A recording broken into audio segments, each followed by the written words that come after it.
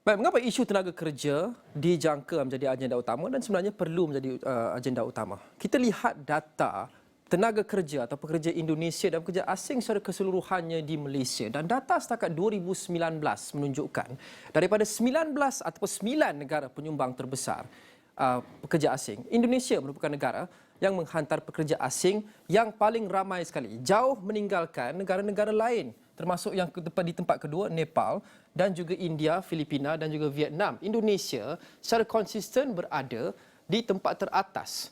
Tenaga kerjanya adalah yang paling ramai di Malaysia sudah bertahun-tahun. Dan status terbesar ini kekal sehinggalah sekarang. Setakat Mac 2022, lebih 352,000 orang pekerja Indonesia ada di Malaysia untuk bekerja di pelbagai sektor. Seperti yang disebut tadi, untuk menggerakkan industri tempatan. Dan 6 sektor utama yang menggunakan pakai pekerja yang paling ramai dari Indonesia adalah ini. Yang pertama sekali adalah peladangan.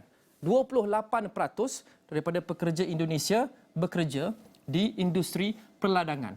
Sepanjang tempoh COVID-19, kita juga ada banyak mendengar berita dan rungutan daripada petani dan juga peladang berkenaan dengan antara ujian atau dugaan yang mereka hadapi adalah untuk memastikan mereka cukup pekerja. Bukan sahaja kos yang meningkat seperti kos pengangkutan, kos bahan mentah dan sebagainya, tapi pekerja. Jadi peladangan antara yang menggunakan pakai paling ramai tenaga kerja asing, khasnya dari Indonesia. Ia diikuti oleh sektor perkilangan. 19% daripada tenaga kerja Indonesia bekerja di kilang-kilang di serata Malaysia. Mereka terlibat dalam industri.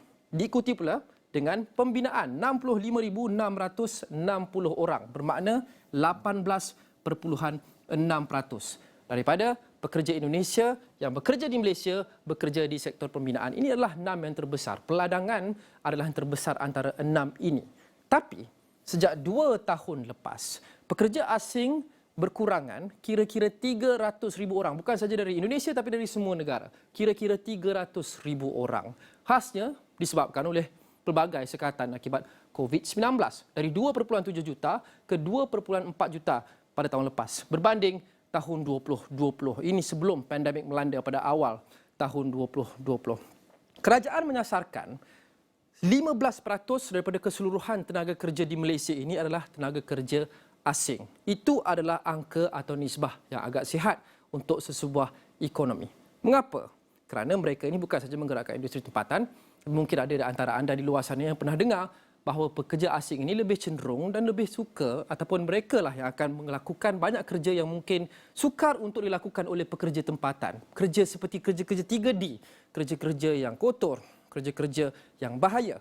Jadi penting untuk memastikan ada sekelompok pekerja asing, ada sebahagian daripada tenaga kerja terdiri daripada tenaga kerja asing tapi tidak terlampau besar dan tidak terlampau kecil. Hanya cukup-cukup untuk memastikan ekonomi bergerak dengan sihat. Satu lagi, bukan saja itu.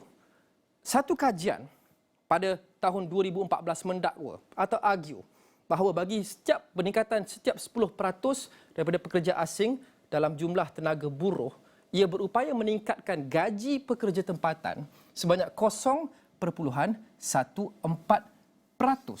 Ia akan mengurangkan gaji pekerja asing yang lain kira-kira 4%, mungkin kerana lebih banyak persaingan dan kos yang lebih tinggi apabila majikan perlu mengambil lebih ramai pekerja asing.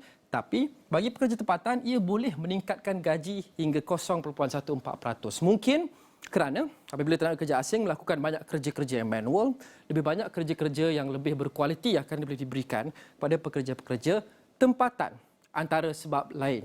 Jadi memang kita jangka dan memang kita percaya bahawa selaku penyumbang tenaga kerja asing terbesar bagi Malaysia, pertemuan pertama antara Datuk Seri Anwar Ibrahim selaku Perdana Menteri dan lawatan pertama beliau ke Indonesia perlulah didominasi oleh agenda tenaga kerja asing antara lain.